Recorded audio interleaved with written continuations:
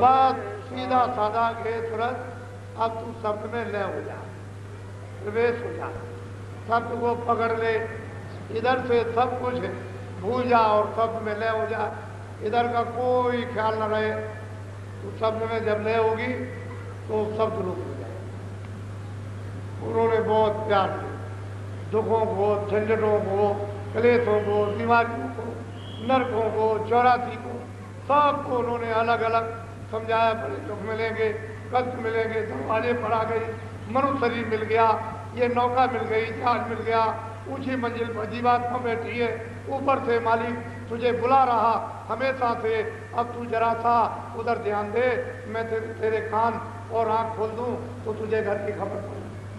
बहुत प्यार से समझाया मुझे। तो किसी किसी को ये विश्वास है, कोई मानने को तैयार नहीं।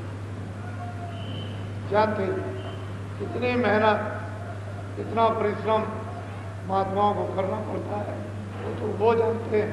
आपको क्या मालूम, बनी बनाई खेती अगर पक जाए फिर भी नहीं तुम काट सकते हो, तो आपको क्या मालूम कि महात्मा जीवों के साथ कितना परिश्रम, कितनी तकलीफ उठाते हैं, कितना अपमान यानी सहते हैं और कितने नीचे हो जाते हैं, छोटे बन जाते हैं, तब जीवों को उठाते हैं। अगर बड़े रहे तो जीव एक भी लाभ नहीं, एक भी जीव को गति नहीं मिल सकती है। जब छोटे हो जाएंगे और छोटे से भी छोटे मिट्टी के रूप में जब मिल जाएंगे और पैरों में धूल जैसे चपट जाएगी, ऐसे महापुरुष जब चपट जाते हैं तो जीवों को उठा पाते। फिर आकर के उन्होंने उपदेश किया और कहा क्या तुम शब्द में प्रवेश हो जाओ, शब्द में ले जाओ, अभी तुम्हारे लिए ये सुलभ है, ये उत्तम शुभ घड़ी है और ये बड़े भाग से उन्हीं तो अवसर तुमको मिल गया। अब तुम सोचो, चुप हो बात बोलो। शब्द शब्द पौड़ी हम रची, चढ़े चढ़े पहुँची। अब महापुरुष कहते हैं कि शब्द यानी पौड़ी, सीढ़ी, यानी एक शब्द से दूसरा, दूसरे से तीसरा, ये मैंने पौड़ी सीढ़ी बना रखी है मंजिलों पर, यानी चढ़ने के लिए। तो जिस महल में जो रहता है सीढ़ी से चढ़ करके जाओ तो महल में रहने वाले वहाँ के मंडलावर्ती, वहाँ पुरुष का दर्शन। फिर सीढ़ी से चढ़ जाओ तो वहाँ दूसरे तक पहुँचो, फिर सीढ़ी से चढ़ो तो मैंने सीढ़ी यानी ऊपर से नीचे तक लगा रखी है और इस तरह से तुम्हारे कानों तक, दोनों आँखों के ऊपर तक आवाज़ आ रही, इसको पकड़ो और धीरे से चढ़ो। तो चरण करो, पहले तुम जुड़ जाओगे, उसमें प्रकाश है और प्रकाश की ताकत यानी पाकर के, शक्ति पाकर के जब तुम इसे चेतनता को ऊपर घसीट लोगे और चेतन तुम अवस्था में आ जाओगे तो चेतन से चेतन को जाना जाएगा, शब्द से चेतन, फिर शब्द में लय होगे तो ऊपर खिंचाओगे, चढ़ जाओ। इस तरह से स्थान पर पहुंचकर ऐसे तुम दीदार और दर्शन करते हुए चल जाओ। मैंने पौड़ी सीढ़ी बना रखी है, इसमें तुमको किसी तरह की तकलीफ उठाने की जरूरत नहीं है और मैं हर मुकाम पर मैं तुम्हारी संभाल करने के लिए बैठा हूँ, तुमको घबराने की जरूरत नहीं। मेरा रूप सब मुकामों पर वहाँ मिलेगा, इसलिए मैं सब मुकामों पर और बीच में तुमको बराबर रास्ता दिखाता जाऊंगा। इतना करो कि तुम अब शब्द को पकड़ लो और इसमें लय हो जाओ। बोलो। बूंद देश को छोड़ो वही सिंध देश। और महापुरुष सूरत को समझा रहे, ये सूरत अब तू जो बूंद देश है, जिस बूंद को अगम और अपार समझ रही थी, तू छोड़ दे और चल अब देख सिंध देश में पहुंच कि वो देश कैसा है, वो तेरा देश, वो वहीं की रहने वाली, वो सत्य देश सतलोक से। इसलिए तो नानक जी ने सचखंड का, उधर गोस्वामी जी ने बड़े स्पष्ट में वहाँ की रामायण में भी किया है, प्रकृति पार प्रभुर बाती, यानी प्रकृति के पार वो सत्य देश है। और फिर उसके बाद एक अनियमा अनामा अब सच्चिदानंद प्रभु धामा। ये तो पूरे थे, अधूरे थे, आधे तो थे नहीं, ये तो पूरे थे, आते और जाते। लेकिन जो उन्होंने रामायण बनाई वो उनके सामने ही, यानी लोग व्यापार करने लगे। उनसे कभी नहीं पूछा कि रामायण में आपने क्या देखा, क्या भेदभाव इसमें लिखा है। लोग रामायण लेकर के भगे और बस वहाँ पुजाने लगे, कथा वार्ता करने लगे।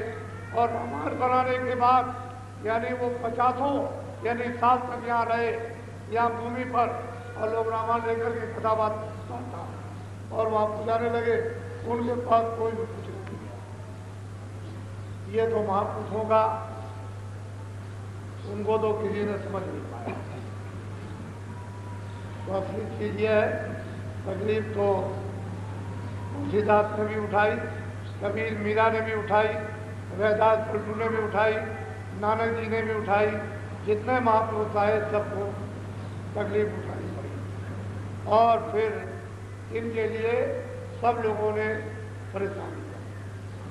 लेकिन उस समय पर वक्त अलग था समय, और अब तो आप इन दिनों में जर्जर हो, चिल्ला रहे हो, कोई सुनने वाला नहीं, चारों तरफ से मार, घर के पीछे, बाहर के पीछे, वो पीछे, वो पीछे, चारों तरफ से मार हो रही, चिल्ला रहे हो। तो क्या मतलब ये, अब तो भगोगे तो महात्मा ही बचाएंगे, दूसरा कोई नहीं। बोलो। बूंद देश को छोड़ो वही सेंध देश चले बोलो। कहते हैं जल्दी करो, देर मत करो, इस बूंद देश को अब महापुरुषों के मतलब ये साथ होकर के और मतलब दया लेकर जल्दी से इसको छोड़ दो। और आप तुम जहाँ की रहने वाली हो अपने घर में, अपने देश में पहुँचो। वो तो आप चल देश है, वहाँ तो कभी किसी चीज में कोई परिवर्तन होता ही नहीं, ना हुआ ना होगा। बूंद देश तेरा लोकी जानो रचन मुरक्कब। कहते हैं ये मुरक्कब रचना मिलोनी की है। ये मतलब कारण रचना, सूक्ष्म रचना और लिंग रचना और स्थूल रचना, ये जो बूंद जो हमारी एक रहती है, इसकी ये समझो कि ये त्रिलोकी की मालिक है। ये है एक बूंद, उसने त्रिलोकी, और तुम्हारा घर तो इससे परे। तो देखिए जीवों को जाने के लिए तो रास्ता उसने रखा, लेकिन जिस बूंद का, जिसका 3 लोग का बसारा है, उसको सत्यदेश से निकाल दिया, ये वहाँ नहीं जा सकते। लेकिन इसके अधीन जो जीवात्माएं चराचर यानी 84 नरकों में, नाना 5 जीव जंतुओं में जो अपनी सजा पा रही है, इनके लिए तो माफी रखी है, ये तो चली जाएगी, लेकिन इनको देश को खड़ा कर दिया, ये नहीं। तो कहते हैं भाई ये तो हमारी बूंद, इसमें तो ये मिलोनी मुरक्कब, ये मिलोनी की प्रकृति, मतलब ये है कि जड़ चेतन की इसमें मिलोनी करके रचना की है। और तुम्हारा देश तो शुद्ध है और साफ है, वहाँ तो कोई मिलोनी है नहीं, किसी भी तत्व की मिलोनी नहीं है। वहाँ तुम ही तुम हो और हम ही हमें, हम तुम में तुम हम में, वहाँ कोई मिलोनी किसी तरह की नहीं। जो तुम में ताकत वो हम में, जो हम में ताकत तुम में, जो हमारा रूप तुम में, तुम्हारा रूप हम में, वहाँ कोई मिलोनी नहीं। बोलो। मुखरद रचना तुम्हारे देश, सात सात जहाँ सात संग। कहते हैं कि यानी मिलोनी से रहित वो रचना जो स्वच्छ और साफ और निर्विघ्न है, और मतलब ये है कि स्वतंत्र है, वो तो तुम्हारे देश में। वहाँ तुम चलो, देखो वहाँ की हस्ती और ताकत को देखो कि किस तरह की वहाँ की रचना है। वो बहुत प्यार करते हैं, प्यार से समझाते हैं, शंका दूर करते हैं, अपना भेद बताते हैं, काल का भेद बताते हैं, तुमको कैसे मांगा और मैंने उसको कैसे अलग किया है, और वो क्या है, मेरी एक बूंद है, यहाँ मिलोनी है, उसने ये रचना रच ली है, तुमको मांग करके फांस लिया, तुम इसके अधीन हो गए और तुम बड़ी तकलीफ कितने युग और कल्पों से उठा रहे हो। मुझे तुम्हारे लिए दया की और मैं वहां से तुमको ले जाने के लिए आया। तुम मेरे साथ चलो। हाँ, यहाँ रचना तरकी भी हुई तो मैं खोल सुनाऊं। कहते हैं यहाँ तरकीब से सिलसिलेवार यहाँ रचना की है। महापुरुष कहते हैं कि वो रचना किस तरह की तरकीब बार की होगी। यहाँ रचना जो मैंने जो बूंद उधर से निकाल करके इधर अलग कर दी है उसकी रचना तरकीब से हुई है और तरकीब से ही वो ले आई जीवों को, सूत्रों को, रूहों को ले आया और उसको बांध लिया। यहाँ रचना तरकी भी हुई तो मैं खोल सुनाऊं सही। बोलो। मुफरद बूंद हमारी आई दूसर माया। कहते हैं ये भी सूरत हमारे देश में बिल्कुल स्वच्छ और निर्मल थी, लेकिन मैंने जब इस सूरत को यानी निकाला वहां तो सजा गई, उसमें से एक निकाली, उसी शब्द की धार पर एक निकाली और वो वहां से और वो मिनोली जो नीचे थी ये सब वहां उसको उसके साथ एक माया उसकी मिलोनी का सब मसाला ये दे दिया।